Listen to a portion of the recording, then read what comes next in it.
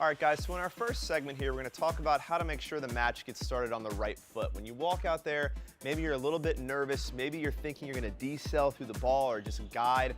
We don't want to push. We want to get out there early with some controlled aggression, swing through your shots, but aim at big targets. This is going to be where we're really thinking about accelerating through the ball, but we're not taking a lot of risks. We're building confidence, we're having success accelerating through the ball with controlled aggression into big targets. All right, so no matter how confident you are, inevitably you're gonna get nervous at some point. Maybe it's break point, maybe it's set point, maybe it's somebody that showed up and is watching. You're gonna get nervous. So let's talk about how you combat those nerves. What happens when, and let's first just say it's okay to be nervous, right? Nadal was quoted as saying he's more nervous when he's not.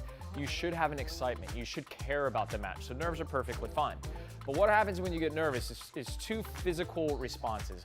One, your legs get heavy, and two, you start getting a death grip. And so we want to be conscious of this. So let's start focusing on our breathing.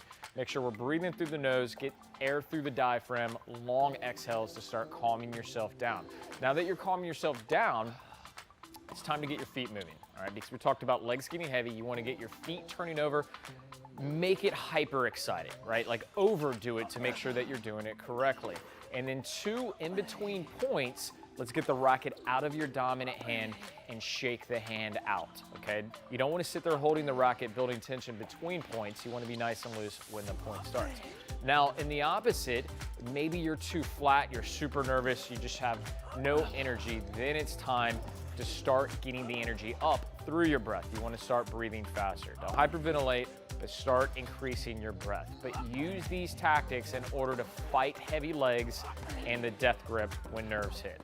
All right, guys, in part 3 here, we're talking about how to get mentally tough in between points. A lot of players don't acknowledge how big of a piece of mental toughness what happens in between points actually is. No matter what happens, whether you hit a great ball or you duff a really easy forehand volley in the bottom of the net, you've got to reset and prepare for the next point. So in between points, come up with some sort of ritual. Myself, I like looking down, adjusting my strings, just something to take my mind off the previous point, no matter how well or poorly it went.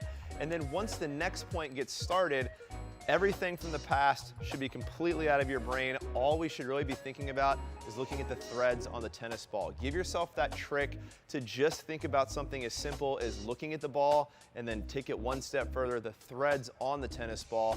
This way you won't end up with this analysis paralysis of thinking about stroke technique or a whole bunch of other swing thoughts that can creep into our head. So keep it simple. In between points, make sure you're shedding what's happened in the past, some sort of ritual to make sure you're clearing your brain, getting ready for the next point. Once that point starts, keep it simple. Focus on looking at the threads on the ball. All right, maybe the most important tip that you're gonna get today is we're gonna talk about something that the USTA High Performance indoctrined into their training with some of the Americans' top players, beyond Tiafoe, Taylor Fritz, to name just a few. What they taught their players was to visit 4 rooms between points, and this technique is awesome, all right? So here's how the 4 rooms work. The minute a point is over, you're gonna walk into your bathroom and you're gonna flush what just happened.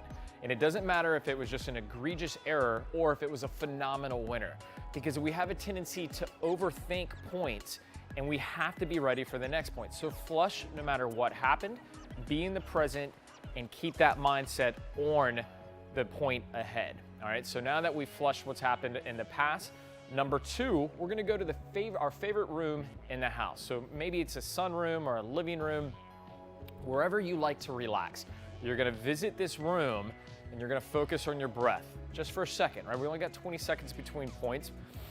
So collect yourself, relax for a moment. And then number 3, you're going into your office. And in your office, whatever your best suit, whatever your work attire is, whatever gives you confidence, visualize yourself going into the room and come up with a plan, because that's what we do in our office.